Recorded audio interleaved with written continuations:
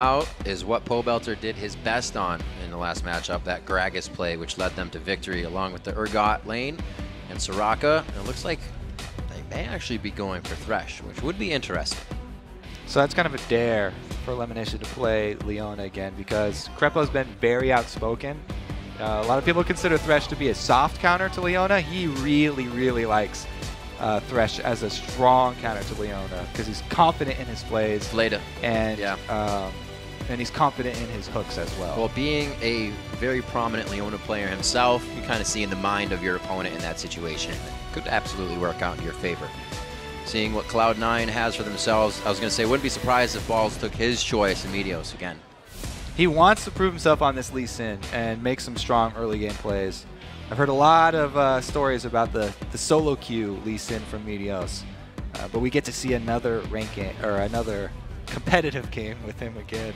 Glad to see ridiculous amounts of early aggression with those two lock-ins. Yep. Renekton, we always talk about the Renekton lanes early. That means your top lane's going to be strong.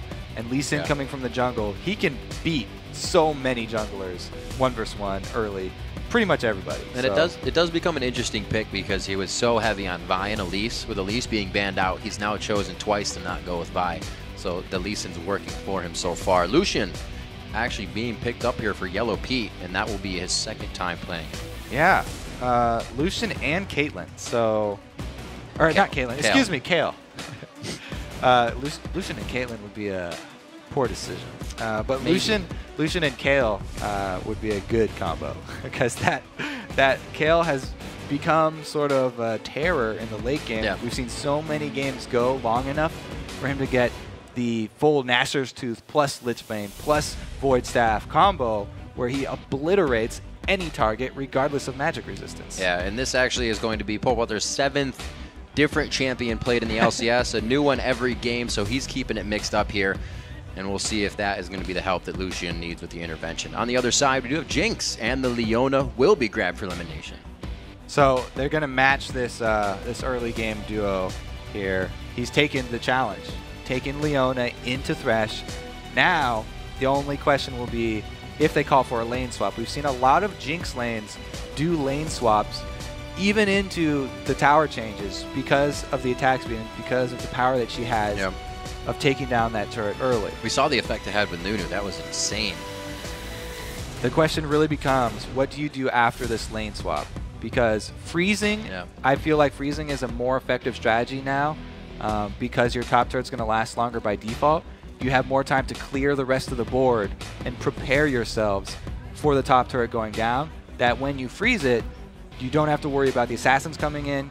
You don't have to worry about the other objectives on the map. See the Vi possibly being locked in here. Snoopeh will take that under his wing, and Yellowpete is going to go for the Ezreal. This will be, or no, wait a minute. See, it could have been a Caitlyn. Yeah, I knew the double AD was coming in. So this is going to be very interesting to come into these lanes. Are we going to see a mid lane Lucian here? All right, so both of these AD carries we've seen built with Blade of the Ruined Kings and with Trinity Forces. So even though they're both AD carries, they're both very mobile AD carries that can fend for themselves in team fights. So these two don't really fall into the trap that a lot of dual AD teams run into. But Renekton can stack armor very early. So I'm interested to see how Cloud9 deal with this. Right. Well, we just got word that there was a keyboard error that locked that in. So we're not going to see any Lucian Thresh mid. Yeah. My question always in the Renekton Mundo matchup is, how close can Mundo stay in CS? Because we've seen a couple times where he just comes out even, and in that case, it's actually a big win. Nobody dies, but he had a pretty big advantage. Yeah, Mundo hops into the fights, and you're like, well, this isn't what it looked like in lane. He's a little bit stronger. So that is locked in for them with the Mundo pick. LemonNation has Vi, but he is now to select whatever mid laner they're going to get in here for High. So it'll be quite interesting. High, like we said, has been playing different champions throughout pretty much all of his games and into the last game. And with EG picking up the Vi combo to go with Kale, he's going to have to be scared in that mid lane. If High gives up early kills to Kale, we talked about how crazily she scales in the late game. You don't want that to come any earlier than it's already going to come. So he's going to play something more defensive that he can farm further back with, that he doesn't have to overextend with. One of your favorites. One of my favorites. Absolutely love the Orianna pick, and it's going to be synergized with the dive comp that they have out of 3 members on their team. So yeah, exactly. Meteos and Balls both can get in there pretty well. LemonNation, if he lands the same ultis and Zenith Blades that he's been landing, he can easily get a good combo there for high. I like it. The Kale pick was very nice on the side for Pobelter to really stop a dive, maybe on Lucian, or like you said, give Vi that ultimate into the fight. And we also see that it can all, like we said, come back for Cloud9. They have the dive to get in there. Both teams, I expect to be in each other's face a lot this game. I also like the switch of strategy from Cloud9 since the Kale is already picked for EG. They go more AoE. So instead of focused on one person down, spread the damage out. Kale can only ult one person. Yeah, you have constant DPS. Intervention only lasts so long while the teams load onto the Rift. Let's check out who you think will come out on top. According to LOLesports.com, 76% of you believe Cloud9 will walk away with the win. And that's actually, I'd say, a pretty good number. They had 90% earlier. What did Coast have against them? Yeah, exactly. Like single digits there. So EG got a bit more fans, I guess. Definitely getting that click into the plus up, thumbs up vote. We'll see what they can do as they get into the game. As we said, if you kind of walked away during Champion Select, it wasn't an Ezreal pick. It comes in as a Mundo for InnoX, and we did just kind of go back into Champion Select, and an Orianna for high and mid to round out these compositions. Cloud9 is a team that doesn't so much take the early game in their favor, but they have been this week. They've been warding a lot more and controlling it. Yeah, and especially warding around the dragons and focusing on the dragon control, which is going back to their roots. So with this team, I don't expect much different. You know, they've got Renekton and they got Lee Sin. So the composition just leads to that. Should have some similar focus. Just kind of hanging out. Early game, Cloud9 versus EG on your screens. And we are on to the Rift. Game 28 here in the NA LCS Spring Split. And we are underway. All right. And we have all Doran starts. Nothing spectacular here. Everybody starting out the normal route. Rings in the middle for high and Pobelter. Ignite to ignite. No barriers to be used in that lane. So those guys are going to be going for maybe some kills at each other. We've seen more roaming today than we have actually mid laners fighting, which is also unusual from the past weeks. Yeah, most of our early action is going to come from Meteos and Snoopeh. Where are the junglers able to get themselves after they get their double buffs? Just got it. Wings are getting tired, maybe. Ooh, the BM. All right, let's see what they have for each other. Snoopeh, Meteos, just positioning right above. So looking at who could go aggressive, we actually had Meteos playing fairly safe, even the last time he was up against the Kazakhs. So Lee Sin versus Vi, if they meet each other in the jungle, is usually in Lee Sin's favor. Vi has to land her Vault Breaker, or else she's going to lose that duel. And Lee Sin really has an advantage because it's a lot easier for him to move around. And it's very, very narrow margin that Vi can actually win that by. So I would definitely give the early advantage to Lee Sin if he does find Snoopeh in the jungle. See what he has. Actually, Wukong earlier that he was matched up against. So we'll see what he does against that for Snoopeh. And we are going to have a bit of aggression here. Yellowpete, Krepo trying to waltz on in, but they are going to be walking over Ward, so you can already see High moving into this as well. Right, so they stutter step on that blue just to make sure that there's not going to be a... Well, they can't make sure there's not going to be a steal because Sneaky shot one too many bullets out of that minigun. Sometimes you forget your attack speed goes up a little bit, but he's going to be spitting out those zaps pretty good in lane at least. We'll see if they utilize this, and they have to. Maybe they can actually get Snoopeh or Sneaky killed and then transfer back. Also, the experience that you get from killing blue buff is going to be a pretty big... Whoa. So with this, I feel like Hyde takes it into his own hands to go aggressive in mid and already start to create game pressure. I feel like this is what Bjergsen was talking about when he was talking about little things that he's learning from High and how High plays early levels a little bit different than what he was used to before coming over here. Okay. That level 1 Orianna aggression, burning down that Ignite as well, enables him to be the one shoving this wave. and enables him to be the one in experience advantage. As you can see, he got level 2 there first, took another advantage to land that harass. He's actually going quick QW. That's going to burn his mana out quite hard in lane, but he's getting the auto attacks in. We'll see if he can keep this up. We see Snoopeh just underneath Pobelter right now at rates, and he's going to have to give pressure here. So now that, since Meteos lost his blue buff there to his AD carry, he is going to be a little bit further behind, and he's just trying to farm it up and make up for it with the smaller camps. Moving in mid slowly. Meteos still feels like he can have an impact. He did this last time. He warded, and then he stole the wolves. This is the exact same path that he ran last time. So I would not expect him to run that path on another day of LCS. Because if you get yourself into a pattern like that, it's the worst thing for a jungler. Snoopeh has just found out that he's in the area still because he saw the wolves coming. And they're getting pings down. Ooh, actually, Meteos sitting on here's a ward the right now. It's going to be a full damage. Level 3-3 here. Does he have a ward to get over the wall? The trinket's down, so the flash is forced. So it's a problem when you get predictable like that. If EG was watching the first game today and Snoopeh calls out, hey, my wolves are gone, Meteos probably still here. Getting attacked a little bit. That E of Pobelter still proccing quite hard. It looks like they're going to trade even in the end. High just chugging another potion there, though. Since he was the one to go aggressive early, he already made Pobelter use both of his health potions. Now, before we get too far away from the blue going to Sneaky, what kind of information does that or allow Snoopeh to do, seeing that the jungler doesn't have his buff and it's in a lane? Well, he didn't really make anything happen. Lee Sin is like someone who does not need blue buff that much. It's not like, oh my god, I'm a moo-moo and my blue buff was stolen. I'm going to get invaded now. It's Lee Sin's going to be fine on his own. So you can see how Snoopeh just... like the best of the worst. Exactly. He went for the just to cover his own jungle.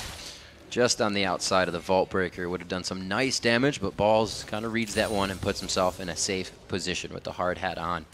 That means that Meteos now has vision onto Snoopeh, and it looks like he will put himself in the river now, top or bottom. He has his choice.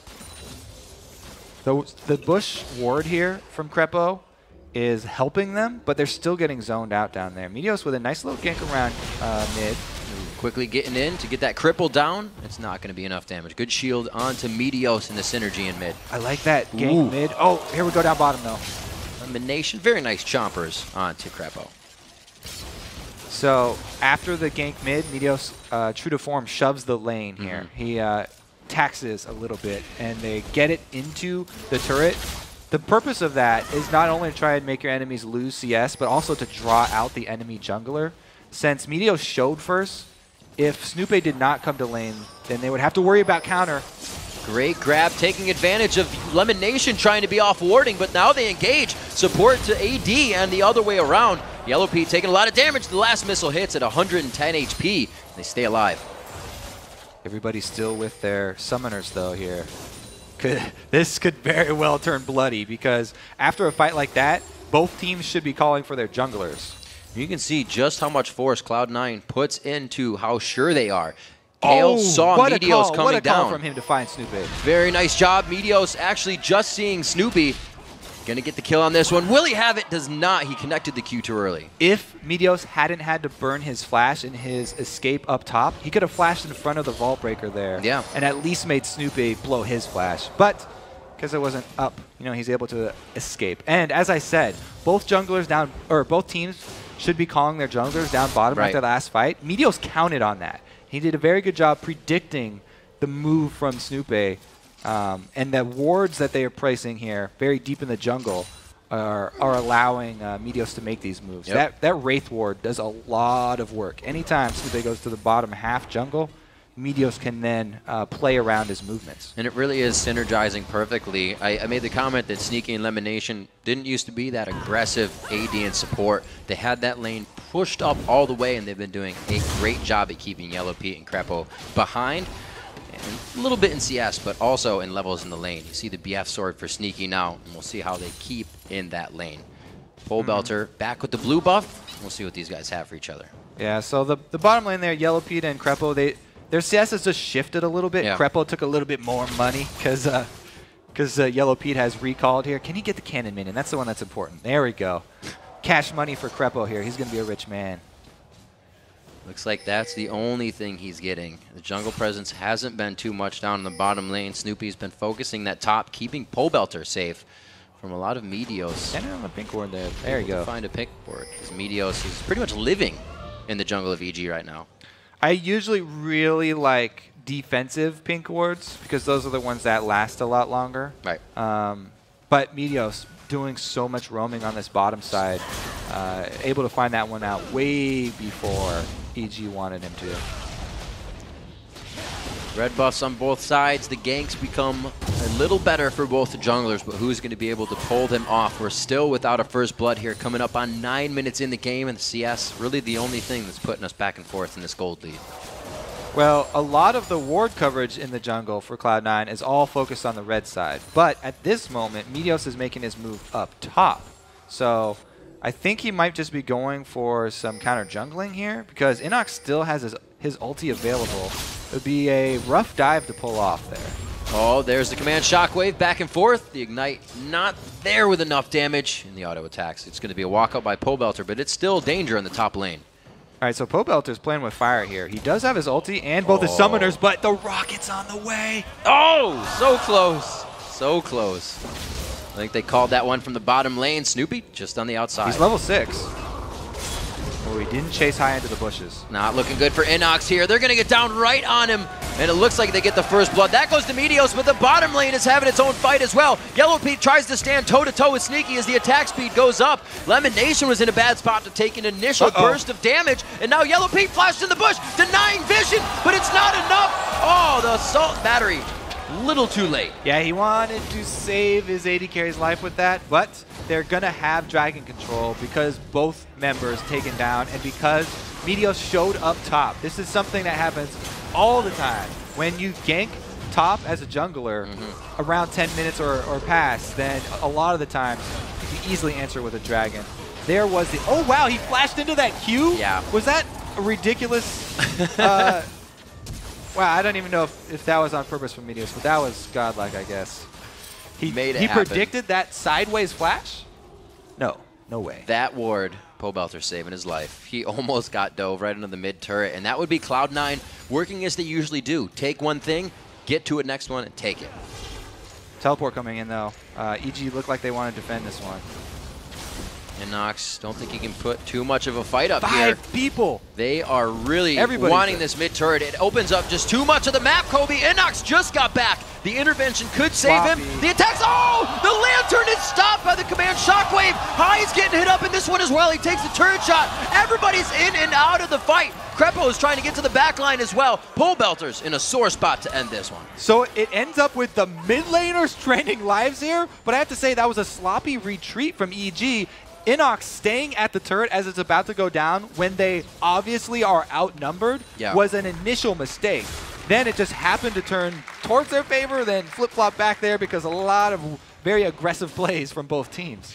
And Meteos has been out of base for days. He still has a Doran's only. So there's InnoX. He stays way too much at this turret, but because they have Kale, then he's going to survive. This is the pull back from the shockwave, countering the lantern, and then high too deep. Pobelter flashes in to get a kill, but dies for it. That's the wild card nature of Pobelter that we always talk about.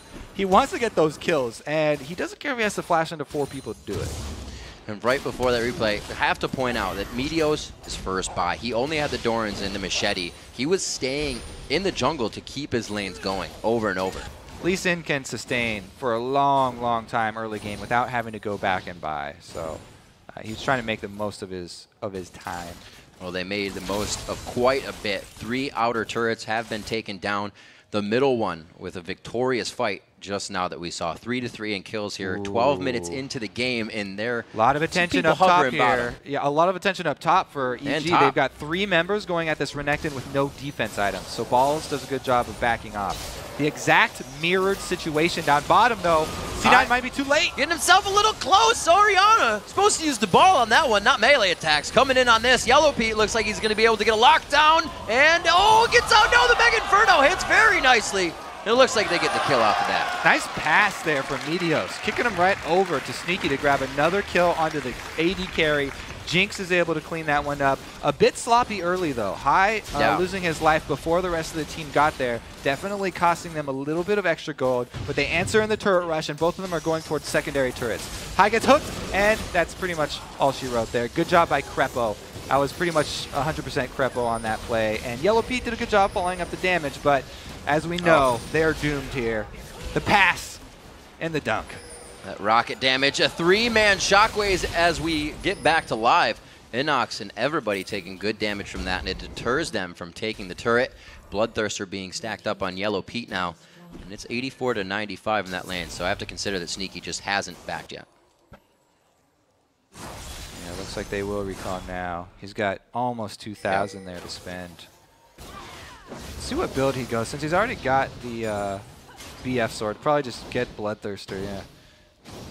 Pretty classic Jinx there. Almost everybody gets that. It just adds to her turret killing power and also sustain in the team fights. Easy choices there. Quickly going for a little build-up damage. We got the Ninja Tabis coming out fast onto LemonNation, but even faster, the Aegis build for Krepo. That's pretty interesting. Yeah, we don't see a lot of Aegis rush, but it will help out with the AoE magic damage that Cloud9 went for with High switching over to Orianna mid. And a little bit more team play there for Krepo. But he does give up the ward coverage that an early Sightstone would. And we'll have to see if that comes into play during the next Dragon that's going to pop up here, because Cloud9, as we said, have been focusing on those. And you can see it in the money that they're willing to spend on all these wards and even pink wards around Dragon. EG holding off right now as Yellowpete grabs up the red. Like you said, a little bit of control going around Dragon, setting those chess pieces in place. It's now a minute ahead of time, but they will be prepared for it with that pink ward down. And still only focusing the bottom half of the jungle with wards, not so much the top. That's just split push zone. LemonNation, just giving a little love tap to Snoopeh. Everything's kind of stalling Did out. they mistime Dragon? I feel like they're waiting around it for a long time here. Maybe they're just trying to make him play in the bottom side. Could be true. Try to draw them into where they have the advantage. I mean, now 3 pink wards going down on that side. They know they're going to be there for a while to guard that. Right. What they're doing is seeding this top side of the map. It's allowing the Mundo, who has teleports, to push it in. There's a face-to-face engage here. It looks like Snoopy's the only one in the party. Who else got an invitation? Because nobody's there from EG. Whoa, he went a little too far right off the screen. Meteos safeguards back to a ward after getting too much. Definitely sloppy here. That was obvious miscommunication from EG. The Lantern came out even really early, as Snoopeh aggressed even after the Lantern was thrown. So definitely only half the members wanted to fight there.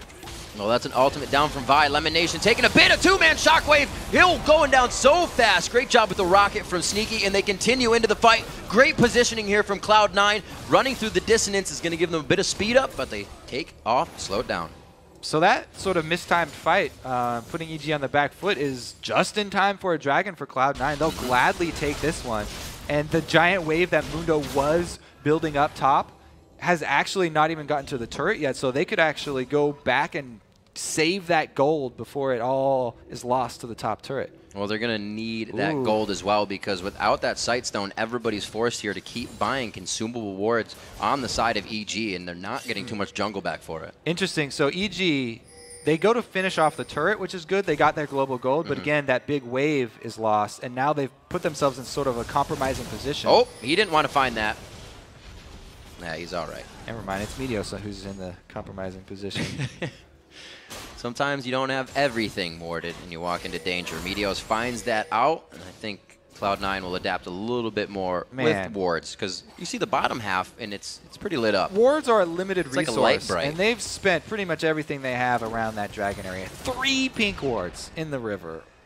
Those are still the same ones from what we just saw. Regular ones in that red side jungle. Oh, they heard you. It's Tuna. Sorry, Kobe. That's not funny, because we don't want to give away tricks like that. Hey guys, there's pink wards all over the river. 5-3 in the favor of Cloud9 right now with turrets. The 4,000 gold lead. InnoX is trying to thwart by split pushing this, so Cloud9 can't use all that money that they have and just fight. Now the answer for InnoX split push, interesting to see what they'll choose. At this moment, it's Sneaky. Like, there's not a lot of kill potential for Sneaky. I think they just want the money on him, so they're just trying to have him soak this up. But eventually, when Mundo does start to get big, they'll have to use somebody else. Oh, here's the hard initiate Snoopeh again, so deep. Can anybody follow this? It's going to be the intervention going down. Oh, he gets out just past the solar flare. A beautiful command shield into the shockwave onto Meteos, and they start to retaliate. So InnoX didn't have to burn his teleport here because they did not want to follow that one up. This is, again, Snoopeh went so deep there, and he got kicked back, by the way, by Meteos. He was kicked out of Kale ultimate range. So Pobelter had to flash forward in order to get that intervention down, and then it cost him his life. So Cloud9, again, doing a good job of capitalizing on that sort of sloppy initiation from EG, and they're trying to get this Baron down. Teleport is in. It looks like Cloud9 wants to turn off of this one, and it is going to be balls right in the front. The box goes down, but Krepo doesn't look like he's going to live for long here. They're going to give it to LemonNation. Good guy, Lemon, with the auto attack kill. InnoX and Yellowpete looking to run, and there is not much mana to be had by Yellowpete. Cloud9 did take a lot of damage from that Baron, though, so they have to return and heal as soon as possible because they no longer have control of the map, and EG are looking to answer objective. This is going to be much needed gold for EG. They are behind in structures, global gold, and kills right now at 20 minutes into the game. So opening up that mid turret really helps. Good rotation. As soon as you take mid turret, grabbing up the blue buff, that's a really big cooldown actually. Kale enjoys those just as much as High would. You saw High ran out of mana at that Baron pit and was one of the reasons why they really had to pull out after EG showed up. Cloud9 is adapting with these wards. You see if it's kind of transferred a little bit towards the top side of mid lane now. So they're going to start having control over the more important Baron pit. Looks like it's a kind of a slow swap out here for sweepers. Only one for Cloud9 there, Lemon doing his part. They're more concerned with buying pink wards than using a whole bunch of sweepers to clear out the wards. As I say it, he grabs two right there. Good shot, Lemon. Two pink wards also being bought up here. Krepo has one to himself, and Snoopeh coming out of the base got himself one. So they are looking to gain back whatever they can, but those will only be placed when they have control over those spots, and that's scarce right now. They just barely saved that one right there. He's going to go down in a single another hit. So again, this InnoX split push. I'm wondering what Cloud9 are going to do about that situation. Because they don't really have a super strong duelist besides Renekton. And Renekton's really, you know, with that Hydra, just looking for like pushing and wave clear. So they saw him walk in here, and Cloud9 know that this ward is here. Oh, man. So this is a good bait, but they're taking Baron damage here. All the debuff as well. They all thought they had an extra 1,000 range to engage. Get a little scared there, but they go back and forth. Now, knowing where the position is of both teams, they kind of walk it down parallel. Jungle side and mid side goes in onto Meteos. It looks like LemonNation tries to get to the back line, locking down Yellowpete perfectly. And it looks like Krepo is going to be able to stay in the middle. Vi going down first. Snoopeh won't be able to put out any more lockdown or peel. Pobelter following after. Kale not two-shotting people in these fights. Back and forth for Meteos. A very nice dissonance could slow and continue the fight, but it does not. Pobelter did at least get to use his intervention on himself this time, but Cloud9 did a great job of returning their focus to him after it wore off. Sneaky was confident that he could get the reset and gain his distance away from Mundo after he kills Pobelter, so he runs right into his face there. Snoopeh wanted to take this engage, and it was a good chunk out of Meteos. But you can see Balls doing so much work on that back line. Yeah. Balls basically had both Pobelter and Yellowpete held up. And here Sneaky goes into the face of 3 because he had that confidence he could get excited. These lanes have gone pretty even. We talk about Balls, we talk about InnoX and what they're doing in the fights. It's only 187 to 168 there, but Balls and the team have just been getting things going. 2-0-4 in that top lane, and that's why he's usually on top for Cloud9. As always, you know, that's why a lot of people keep saying Balls is one of the most underrated players. Absolutely. In the North American LCS. But I think mostly this story of this game has been the miscommunications of EG. It doesn't seem like they are on the same page today. The initiations have been pretty sporadic. And you have to also give credit to Cloud9, though. You know, Meteos was doing a good job of kicking Snoopeh even further away from the team than he already was. Good flashes on the assault and batteries, trying to get them deeper into the fight. It's kind of the problem you had when you played Maokai back in the day and someone would flash and you're another 700-some distance farther than you wanted to be. That's what Snoopeh is finding right now, and hopefully the team can get with them and they can start to get these fights in their favor. They're only down 5,000 gold. That is not a huge amount for 23 minutes into the game, but the map control that Cloud9 has is very big. They're circling around Mundo. That's a hard guy to lock down here. All right, with the flash, he should be okay. Get the shield bash. 1, 2, 3. They're going to combo just about everything that Zap misses. Do they have enough crowd control? The Ignite's down. The rocket goes flying by for good measure, but it looks like they could trade second-tier turrets. There's no minion wave here, though, so they have to take a lot of damage on that second-tier turret. Yeah. And both teams actually recalling. Now Cloud9 can make the call to push down this inhibitor turret. This is what they've been waiting for all game. A team of 4 with Leona going back. LemonNation's going to be able to stop what he can, but it's already EG coming back to defend this inhibitor. Pobelter's up with the home guards on, and they aren't going to get an engage. Snoopeh has his assault and battery, but since InnoX went down in that 5-man engage, which I thought he was going to get out of, they can't capitalize on this, and a hard engage would definitely be against their best interest this time around. So looking at Baron now, 2 pink wards down for Cloud9. They have easily the better vision in this situation. Only 1 ward there. The EG is hatching of their own is what they have. This is all stemming from that catch on InnoX too. You know, maybe if he had flashed earlier before Lemon could get in range to stun him. And wait till they see InnoX in the bottom lane. Teleport is up, but they might be able to take a fight fast enough. All right. EG were able to get him off Baron, though. That's really all that they wanted in those few seconds.